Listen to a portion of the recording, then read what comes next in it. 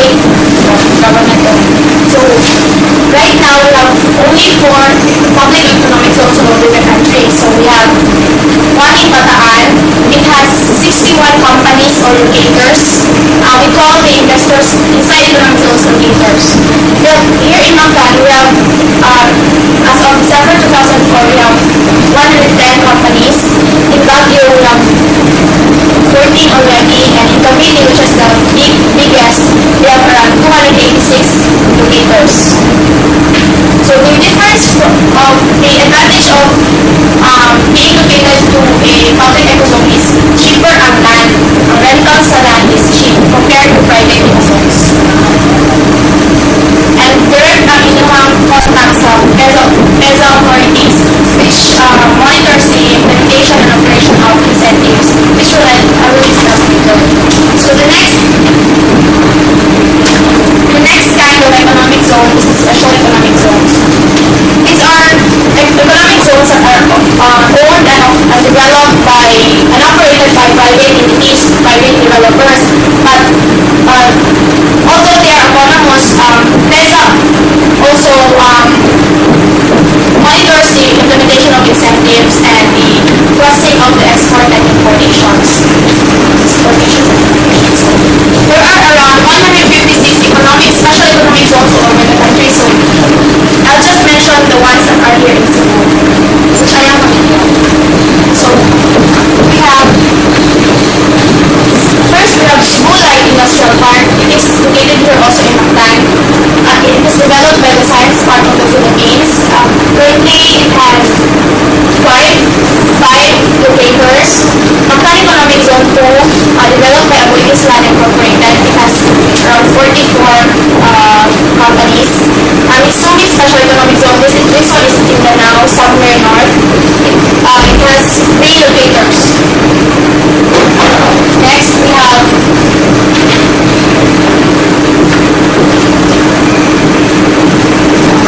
New Cebu Township in Naga.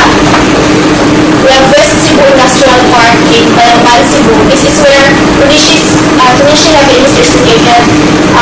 They manufacture boat ships and couriers. And we have also Asian Town 90 Park in Lahore, in Cebu City. This park houses a lot of the telecommunication, IT, research and development and call centers. We have one in Cebu Business Park, which houses NextSmart Research and Development. We have one in Arsenas Estate, houses the Convergys Call Center, JY Square for the Caltech Call Center, and we have one in Mabolo for the Science Call Center. So there are a lot of IT parks and IT buildings here in the province of Cebu. So we hope na in the coming future, selain sa mga cities just like your place. So it's not the Mactan Economic Zone, so you are here in Mactan Economic Zone.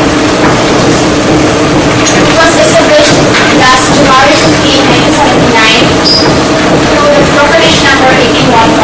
Our total area is 150 hectares, 117 of which are used for industrial purposes. So as of December 2004, the total workforce for the 110 locators reached around 45,498 employees. The salaries and wages earned as of December 2004 reached around 4.3 billion pesos, and the total exports as of December 2004 reached around $1.7 billion. So our total locators is 110. So what are the major investors? So mostly our investors here are foreign nationals, but we also have Filipinos. So 61% of our locators are Japanese. We have also 14% Filipinos, we have Taiwanese, we have Europeans, Americans, and there are 4% other nationalities.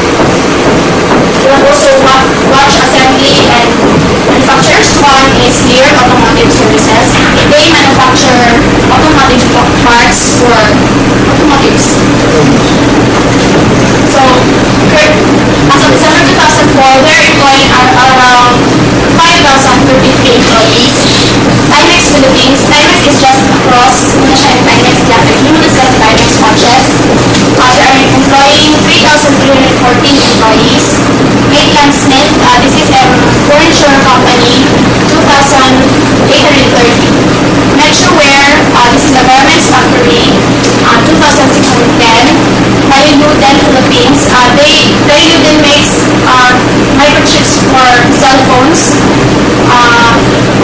They currently employ 2,124 employees.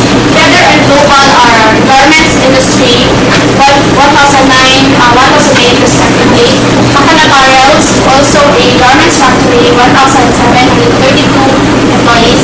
Fairchild Semiconductor, 1,367, and Muramoto Audiovisual Philippines, they are currently employing 1,355 employees. So Muramoto makes car exteriors and